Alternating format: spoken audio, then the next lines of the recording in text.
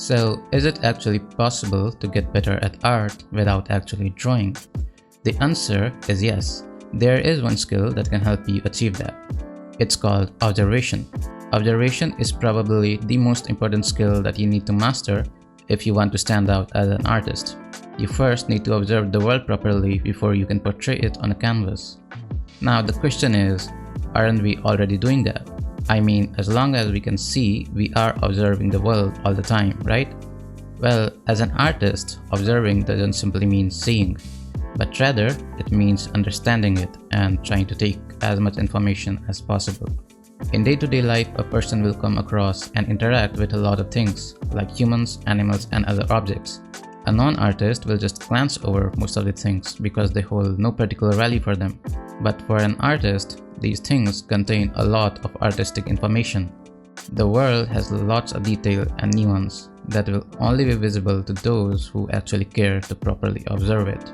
Now, you might be wondering, how will this make you a better artist? Will you actually be able to draw better because you started observing the world more? Well, if you want to get better at drawing, you need to draw more. There is no other way. But observation will overall make you a better artist and help you progress faster. You must have heard about a term called visual library. Now, it's not an actual library containing picture books. It's a part of our brain that contains visual information. If you want to become a better artist or ever want to be able to draw from imagination, it is important that you develop this part of the brain, and observation is what's going to help you. And trust me when I say that it might ruin your life. You know, it happens to me sometimes that when I am watching a movie and there's a particular scene that has nice lighting and composition, I really try to observe those information and end up missing the dialogues and everything that's actually happening in the scene. But I am becoming a better artist, so I would say it's a fair trade-off. Creativity is another topic that I would like to talk about because it plays a very important role in art. The way I understand creativity is that if you can present any random and boring thing in an interesting way that can actually gather people's attention, then you are a creative person. And to be able to do that, you first need to understand what makes something interesting.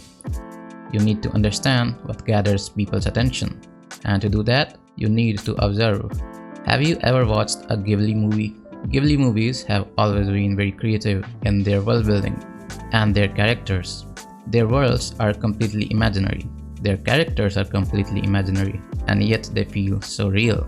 That's because these worlds are a reimagining of the real world. These artists can create such worlds because they have mastered the art of observation.